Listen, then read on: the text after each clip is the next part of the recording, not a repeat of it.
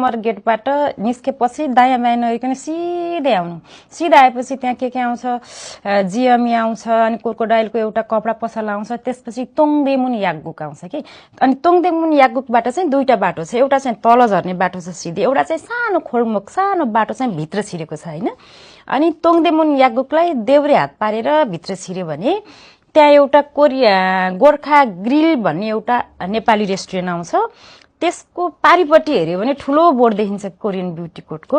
अनि यहाँ अलिकति छिर्नलाई चाहिँ त्यहाँ गाडीहरू पार्किङ गरेको छ। त्यो गाडीबाट भित्र छिरेर त्यो ढोकाबाट माथि आउने तेस्रो तलामा कोरियन ब्युटी कोर्ट लेखेको छ।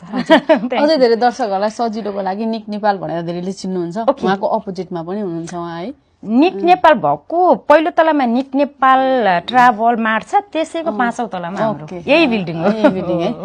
के भन्न चाहनुहुन्छ आम नेपाली जो स्किन केयर गर्न चाहनुहुन्छ, जो पीडित हुनुहुन्छ हैन, कपाल झर्ने समस्यादेखि फेस बिग्रिने समस्यासम्म हैन, कतिको डार्क सर्कलदेखि लिएर चाया पोतोले एकदम हैरानै हुनुहुन्छ, उहाँहरूको लागि के सुझाव छ तपाईको? सबैभन्दा पहिला म त यो क्षेत्रमा लामो समय काम गरेँ। यो क्षेत्रमै म अझै पढ्दै पनि छु हैन, यही क्षेत्रमा आफै पढ्दैछु, पढाउँदै पनि छु।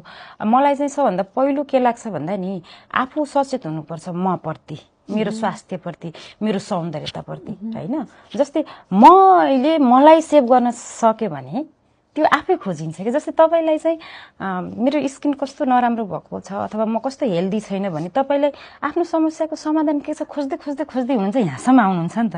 कोरियन ब्युटी कोर्टमा नि कसैले एलिसा दिदीलाई हेरेर आउनुहुन्छ, कसैले चाहिँ आफ्नो समस्या भएर इन्टरनेटमा खोजेर, टिकटकमा खोजेर, युट्युबमा खोजेर यहाँसम्म आउनुहुन्छ नि। तर सबैभन्दा पहिलो मान्छे के भन्दा आफू आफ्नो सौन्दर्यपछि सचेत हुनुपर्छ, त्यसपछिका स्टेपहरू आफै आउँछन्। धेरै धेरै धन्यवाद तपाईलाई अहिलेको छोटो समयको लागि। हामीले थोरै समय लियौँ यहाँको हैन, एकदम सफलताको शुभकामना पनि व्यक्त गर्न चाहन्छौँ। यहाँले धेरैजनालाई सेवा दिइसक्नु भएको छ, धेरैजना प्रभावित पनि हुनु भएको छ हैन। अझै धेरै शुभकामना व्यक्त गर्न चाहन्छु सृजनाजी। Okay, thank you.